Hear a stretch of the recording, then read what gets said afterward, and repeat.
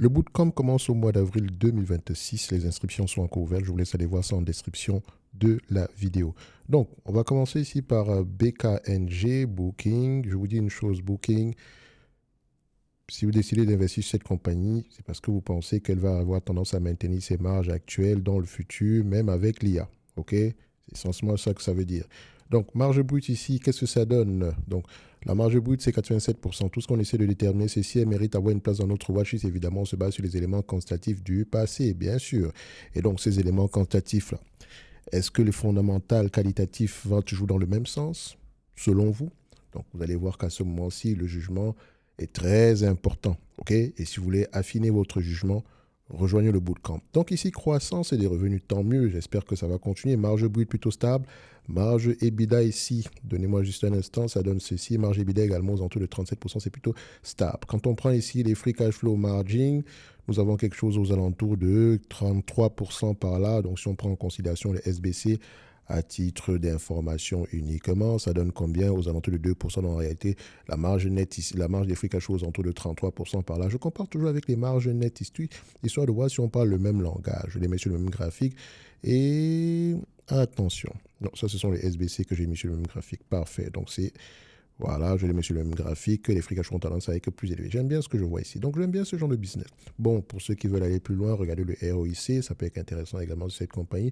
Et vous constatez qu'il est de plus en plus croissant. La réponse est pourquoi est-ce qu'il est de plus en plus croissant? On vérifie généralement ici. Est-ce que c'est le invested capital average qui diminue? Et c'est le cas. Est-ce que c'est le NOPAT qui augmente? Et c'est le cas. Donc, invested capital diminue, NOPAT augmente, home run, boum, boum, boum. D'accord? Et le ROIC aura tendance à augmenter. Donc réellement, ne prenez pas juste l'information ici comme dit, oh non, le ROIC a baissé, donc il est presque à moins 0,7. Pourquoi? Est-ce qu'il restera à ce niveau-là pendant longtemps? Donc c'est à ça que c'est exactement à ça qu'il faut généralement répondre. Donc prenez jamais un ROIC sur une dizaine d'années par là, ok? Donc j'aime bien ce que je vois ici, price to earning ici, qu'est-ce que ça donne? Le marché a tendance à payer combien de fois les bénéfices pour ce genre d'entreprise? Il va payer aux alentours de 20-25 fois les bénéfices. Mais ça, c'était dans l'ancien monde où l'entreprise était en croissance, machin, un truc, il n'y avait pas d'IA. Pour le moment, avec les craintes d'IA, attendez-vous au moins à avoir aux alentours de 20 fois les bénéfices par là. Mais ça reste un business assez prévisible, mis à part les craintes actuelles. Faites attention, ça ne veut pas dire qu'elle va mourir. Donc maintenant, la compagnie, en date d'aujourd'hui, si les attentes de 2028 se réalisent, je rappelle qu'elle a proposé ses résultats financiers dernièrement ici, donc on va voir est-ce que les années sont de plus en plus optimistes. Oui, ils sont de plus en plus optimistes. 295, 311. On vérifie également est-ce qu'ils rachètent vraiment leurs actions. Qu'est-ce que ça donne ici? Oui, rachat massif d'actions, on aime ça, on espère que ça va juste continuer. Donc on paye combien de fois les bénéfices? Disons aux alentours de 20 fois les bénéfices, ok? 20 fois les bénéfices, on se projette un tout petit peu en 2028, ça donne combien?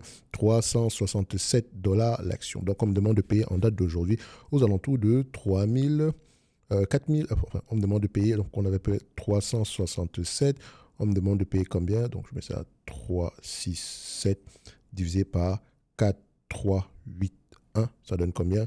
Boum, 8%. Donc on me demande de payer en date d'aujourd'hui 4381 dollars, une entreprise qui pourrait peut-être, probablement me rapporter d'ici 2028 367 dollars à l'action. 8% de rendement, on aime ça. Mais attention, ça vient avec un piège. Avec l'avènement de l'IA, les agents IA, etc. Est-ce qu'on ne va pas plutôt passer par ChatGPT pour planifier son voyage? Ça, c'est une question. Hein. Ça ne veut pas dire que c'est le cas. OK? Donc, je vous laisse aller répondre à celle-là. Retenez une seule chose. Mon but ici, aujourd'hui, était de déterminer si cette compagnie mérite d'avoir une place dans ma watchlist en me basant sur les états financiers de la compagnie. Pour le moment, c'est oui. Maintenant, il faut aller au-delà des chiffres pour tirer à peu près une conclusion. Donc, on met combien ici dans la watchlist? On a à peu près combien? 7 347 dollars, moins la dette nette, 7 347, 1, 2, 7 347 moins la dette nette, 68, 7 347 moins 68, ça donne à peu près 7 279, enfin 7 279. Donc je prends discretionary, booking. Voilà, donc on était à combien la dernière fois? 7383, c'était le dernier target price, ça datait à peu près du mois de septembre de l'année passée. Donc on va aller à 7279. 279. Je mets la date d'aujourd'hui. Bim, bada, boum. Retenez que ceci représente uniquement mon point de vue et non un conseil d'investissement. Comme d'habitude, je m'enlève le droit de me tromper. Maintenant qu'elle paraît intéressante, on va aller au-delà des chiffres, histoire de déterminer si l'entreprise est intéressante. Et pour ceux qui veulent accélérer leur processus d'analyse en matière de stock picking, vous avez la bibliothèque de Prompt. Et pour ceux qui veulent vraiment débuter par faire l'exercice directement, analyser une compagnie dès le début, en 30 jours, vous avez le bootcamp. Merci, au revoir. C'est en description de la vidéo.